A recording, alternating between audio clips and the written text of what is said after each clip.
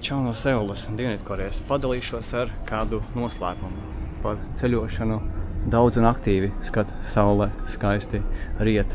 Ir liela iespēja, ka tev šis noslēpums, šis triks, ka tev tas nepatiks, bet tu pamēģini noklausīties līdz beigām, ja ir interese par ceļošanu daudz, ceļošanu aktīvi, ceļošanu tālu.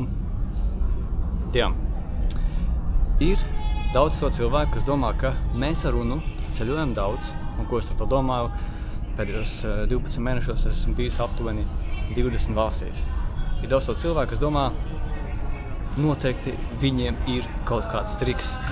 Viņi noteikti dabū kaut kādas vislētākās biļetes, viņi noteikti dabū kaut kādas vislētākās viesnīcas, viņi noteikti dabū bez maksas viesnīcas, viņi noteikti kas to sponsorē, bet tā nav. 99%, un patiesībā 100%, mēs maksājam paši ar savu naudu. Jā, tik vienkārši. Mēs maksājam paši. Mēs esam pāris reizes uztaisījuši pāris sadarbības. Šie 3 varbūt.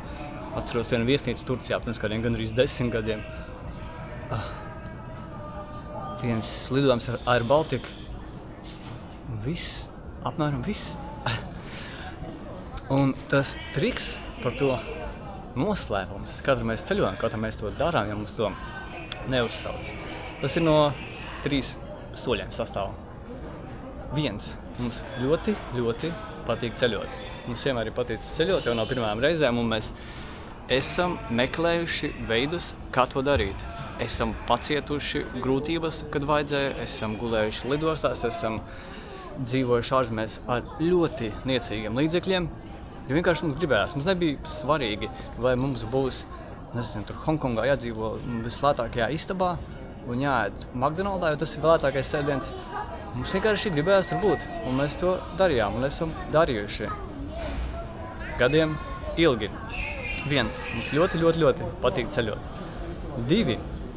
Mēs strādājam, un nevis tā, kā tu varbūt iedomājies, nevis par sociālo tīklu saturu, nevis ar bildēm, tur latvieši ceļo vai kādiem ierakstiem. Nē, mēs sniedzam interneta mārketinga pakalpojumus. Piemēram, mans YouTube, un pēdējā mēneša laikā ir nopelnījis man šķiet 25 eiro. Un tie ir linki, ko mēs dalāmies, booking linki, kad cilvēki, kas aicinām pieteikties, tur rezervēt viesnīcu ar mūsu linkiem. Latvieši ir drausmīgi, negribīgi to spiest. Tāpēc arī tur tas ienākums ir niecīgs. Un tāpēc vispār kopumā viss, ko mēs darām sociālajos tīklos, tas ir ļoti nelielā daļa. Blogi ir bijuši laiki, kad blogi mums ir bijis kā pamata ienākums, bet lielākoties tas, ko mēs darām, ir interneta mārketinga pakalpojumi. Es to darīju jau pirms ceļošanas, un ir iemācījusies no manis ceļošanas laikā.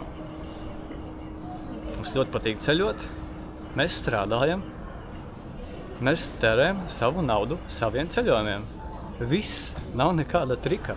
Tā kā, ja tu gribi darīt kaut ko līdzīgu, tev ir jāsaprot, vai tev ir tik liela vēlme to darīt, jo īstenībā ceļot tik daudz, tas nav viegli, tas ir nogurdinoši.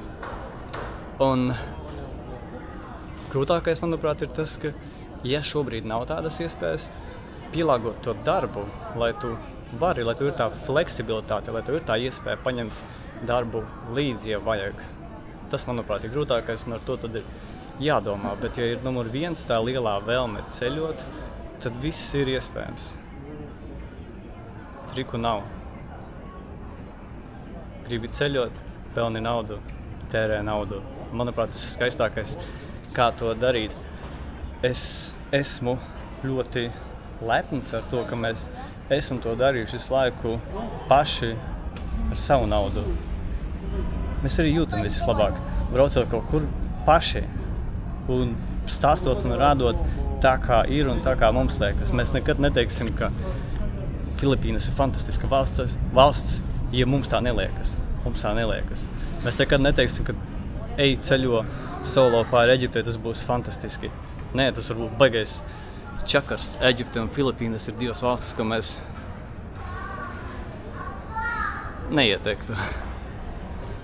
uz Eģiptu tur aizbraukt. Kāda all-inclusive, bet nē, solo nevajag. Un, jā, mēs ceļojam, mēs stāstām par YouTube runājot. Es ceru, ka es mēģināšu. Un, ja man tā liksies arī pēc laika, es gribēšu to uztaisīt par pamata darbu, vienu no pamata darbiem, vienu no pamata nodarbēm. Kā sanāks, vai man tā liksies arī pēc gada, 2, 3. Redzēs, pagaidām es vienkārši izbaudu taisīšanu. Un tāpēc esmu gatavs čakarēties, sēdēt, paciest. Apsēdīšos tagad arī šeit lidostā, tepat uz krēslā un pataisīšu kādu video, kamēr ir laiks. Un saule tikmēr ir norietējusi. Tas nozīmē, ka mans lidojums uz